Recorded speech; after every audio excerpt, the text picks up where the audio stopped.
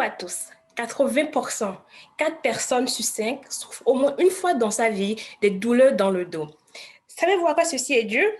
Dans votre colonne vertébrale, entre vos vertèbres, se trouve du cartilage qu'on appelle le disque intervertébral. Le disque, c'est un peu comme un coussin bien gonflé qui maintient vos vertèbres séparées. Plus on utilise un coussin, plus il se dégonfle, n'est-ce pas? C'est pareil avec le disque intervertébral. Plus vous prenez de l'âge, plus votre disque se dégonfle et perd de la hauteur. À un moment donné, les vertèbres que le disque séparait au début finissent par se frotter les unes aux autres et exercent des pressions sur les nerfs qui traversent la colonne vertébrale. Et c'est ça qui explique les douleurs vraiment atroces que ressentent les patients qui souffrent de cette maladie. Aujourd'hui, si par malheur vous vous retrouvez à un stade avancé de cette maladie, vous n'aurez pas d'autre choix que de subir la chirurgie. La chirurgie, comme vous le savez, elle est très invasive et dans ce cas précis, elle n'a même pas pour objectif de guérir la maladie. Elle sert uniquement à contrôler les douleurs à court terme.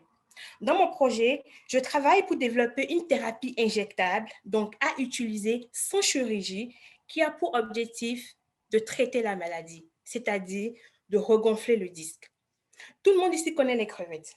Sur la peau des crevettes, on retrouve une longue chaîne de molécules, donc un polymère, qui, après avoir subi quelques modifications, donne ce qu'on appelle le chitosane. C'est une poudre.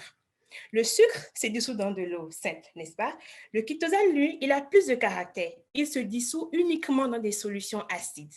Après dissolution, moi, j'y rajoute des cellules souches, j'y rajoute une base, j'y rajoute aussi des molécules pour booster ces cellules.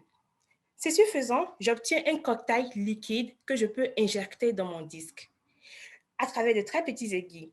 Le liquide, une fois arrivé dans mon disque, il va le regonfler, mais il va aussi se solidifier sous l'effet de la température du corps et me donner quelque chose qu'on appelle un hydrogel. Pensez un peu à du jello, c'est à peu près la même texture.